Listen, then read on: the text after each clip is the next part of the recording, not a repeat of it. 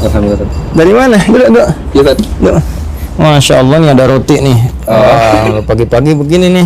Oh iya Ustaz. Sarapan Ustaz. Iya, yang ngecek berita, lihat-lihat gitu ya. Nah, mungkin kita bisa pelajari dan dapatkan banyak informasi sehingga kita bisa riset dan belajar kasih solusi. Iya Ustaz. Ya, tungguan nih. Gimana? Sekalian untuk pengen buat apa ya? Kita ingin ngasih tahu anak-anak Ustaz tentang kisah-kisah Nabi, tentang kisah Rasul di Al-Quran atau sahabat itu Ustaz. Bagaimana Ustaz? Ngasih tahu apa mau ngajarin? Ya mungkin sekalian Ustaz, ngajarin juga Ustaz. Jadi begini, di Quran itu kan Allah menjelaskan karakter ya, bahkan pada setiap tahap pertumbuhan dan perkembangan manusia ya, tumbuh kembang. Jadi ada anak-anak, ada remaja, ada pemuda, kan? Bahkan ada yang sudah masuk levelnya di atas itu dalam konteks kekeluargaan. Itu pun dibagi lagi, ada suami, ada istri, ada ibu, ya, ada ayah, ada kakek, ada nenek tuh. Bisa beda-beda cara interaksinya. Anak-anak itu menariknya di Quran itu diberikan beberapa tahapan pendidikan, tapi seluruhnya itu mengerucut pada arahan untuk masuk ke dunia mereka gitu. Ya, contoh kalau ke anak kecil itu masih tahap-tahap awal itu banyak panggilan sayang. Makanya di Quran ada kalimat bunaya gitu kan. Nah, itu kan panggilan sayang, tasghir untuk sayang, anakku sayang. Jadi bisa kita cari misalnya kata-kata yang membuat mereka senang dengan panggilan itu. Sayang, cantik, ya, tampan, soleh, pintar gitu.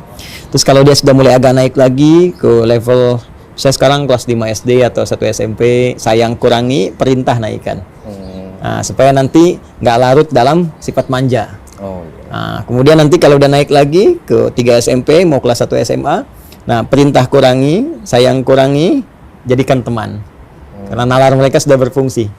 Nah, jadi kalau tadi Raski tanya misalnya, ini anak-anak level mana nih? Nah, kalau anak-anak level yang pertama, bawa yang sayang tadi, maka kita masuk ke dunia mereka. Kadang ya kita harus jadi seperti mereka, main dengan batas tertentu, ya. Jadi seperti anak-anak walaupun tidak kekanak-kanakan. Nah, contoh misalnya kita mau mengajarkan kisah-kisah, ya mereka senangnya kan ekspresi, ya. Kemudian motorik mereka kan sedang dipacu, makanya mereka senang sesuatu yang menarik, gitu ya. Kita bisa bikin kayak lirik-lirik, gitu kan. Nah, dalam bentuk misalnya bisa dibuat lirik dengan nada tertentu, gitu kan. Terus kayak nyanyian yang mengarahkan pada informasi, nah itu senang mereka. Ya makanya mereka kan senang bunyi-bunyi. Ya, karena itu kalau kita lihat ke narasi Al-Quran, yang berfungsi pertama, yang aktif luar biasa itu pendengaran di mereka. Jadi mereka tuh kalau semakin banyak dengar informasi, nah itu semakin banyak pengetahuan didapatkan. Makanya Al-Quran tuh cepat dimasukkan dari kecil. Ya, terus kalau kita ingin didik, boleh. Ya, kita misalnya rangkai sebuah lirik, diambil dari Al-Quran maknanya, terus kita sambungkan sehingga ketika menghafal mereka bisa mengerti.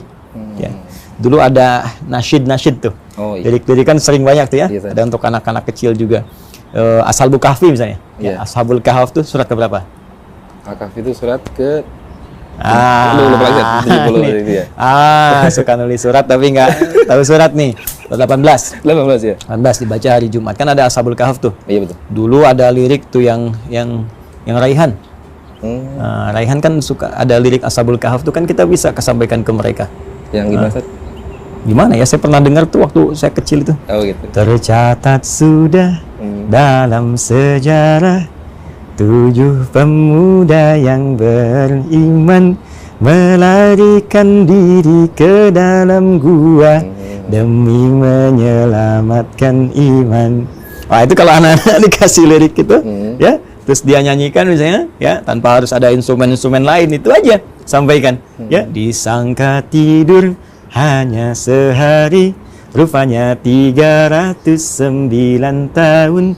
Zaman berubah beberapa kurun, di bumi bersejarah Urdu. Hafal nggak? Baru dengar. Itu aja.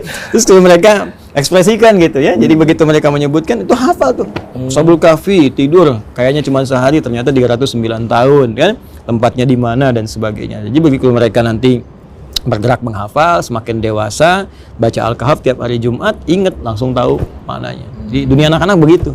Ya beda dengan orang dewasa dan sebagainya. Ya, seperti itulah kurang lebih. Paham nggak? Gitu. Jadi Ustaz, untuk ke balita tuh pendengaran nih diutamakan. Balita pendengaran, ya. Gitu. Kalau perlu Quran diperdengarkan.